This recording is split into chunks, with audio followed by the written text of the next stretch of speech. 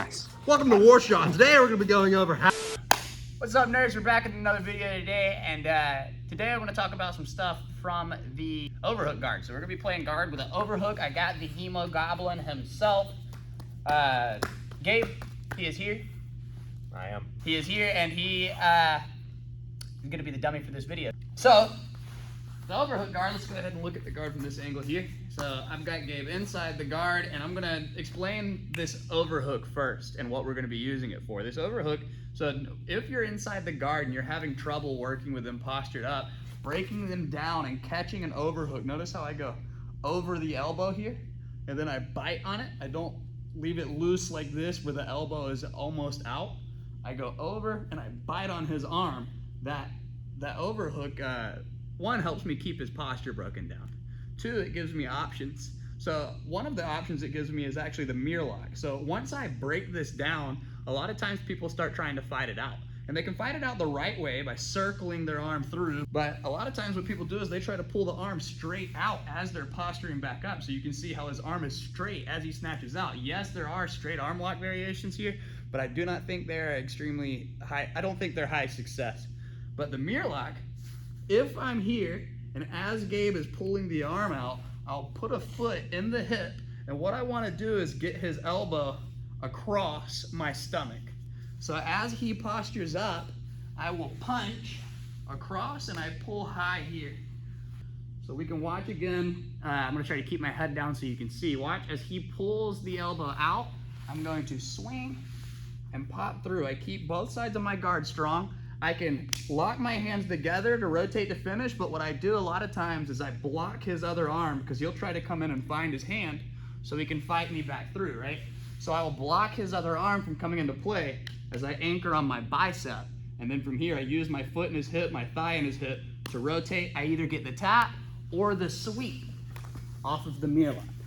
So now let's talk about the next step. So if I get into this and he commits to staying low, because realistically, this arm, while it is helping me control his posture, is not posing immediate threat yet, right? So I need to start working my angles here. The problem with playing a closed guard is if you stay flat and square with them, their passing is gonna be easy, right? But if we can start to work out to a side and we can get control of the wrist, we can go into the overhook guard with the clamp. So I will find control of the wrist, control the wrist, nice grip, and I'm gonna pop out to my side. I bring my feet high and I pinch my knees tight. So I'm not leaving my guard back here. I'm bringing everything up and I'm pinching tight. So here, you can lock, you can keep framed up in the hip and just bite your feet, but you pinch and you keep everything isolated here. So what we've done is we've got him off of our center line and we've started to isolate this arm. And I also have good control of the far side arm, right? So here from this, what I'm looking for is my attacks now, and as I keep this clamp tight, one of the attacks that we can go straight to is going to be this arm. So for the arm bar that we're about to do, we have to imagine drawing a line with my knee across Gabe's back and down past his ear. So as I keep the control, I'm going to start to invert and create space, and you can see how I'm already bringing this knee over the shoulder, down to the mat, past the ear.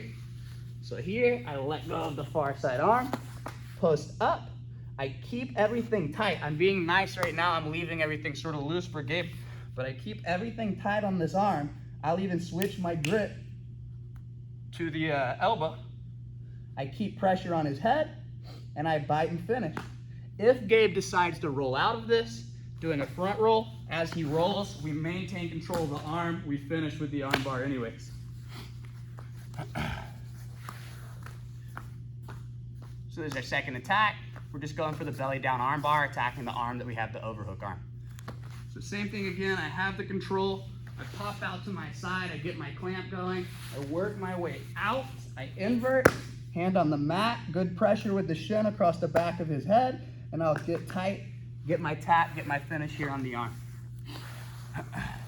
And again, if he tries to roll, we just follow the elbow and step over the head. We'll finish with a traditional arm bar. For my next attack, if I'm attacking and I get the overhook guard set up, but I feel that he's keeping this arm with the overhook nice, tight, and strong, then I'm not gonna worry about trying to get it straight. Instead, what I wanna do is I wanna start to work my triangle setups from here. So if we can go ahead and just clear, the triangle is easy. But he's very aware that if I have control of this wrist, that the triangle is gonna be there. So what I do instead is I lock my guard, I pinch tight, and I fight the wrist. I make sure that I'm super strong with this overhook. I want him to try to free the wrist. So as he's trying to free the wrist, if I can follow and maintain, we can see where his elbow is going. Every now and then it pops up sort of past the line of his back. And as soon as we see that, when it pops up, I'm gonna kick my foot through for the hook and the elbow. As soon as I let go of the wrist with my hand, I'm gonna open and kick for my triangle. So I use my far side hook to get his arm out of the way for the setup. Another variation is if we're working, I'll use my knee here in the shoulder. See how I'm using it to push, create space? By putting this in the shoulder here with my foot in the hip, I pin, I stretch, and I'll walk. Again, entering into the triangle setup from there. So there we have a nice variety of attacks using that overhook guard while playing our closed guard. If you're having trouble submitting your opponent inside the closed guard, it may be because you're staying in that center line, you're not creating the angles to attack. Using that wrist control and that overhook paired together really gives you some options and some variety when it comes to sweeps, attacks, and all sorts of other fun stuff. So thanks for watching. I hope you guys enjoyed it. And as always, I'll see you guys in the next one. Make sure you like, comment, subscribe. You guys don't know how much it means. Yeah, I appreciate it.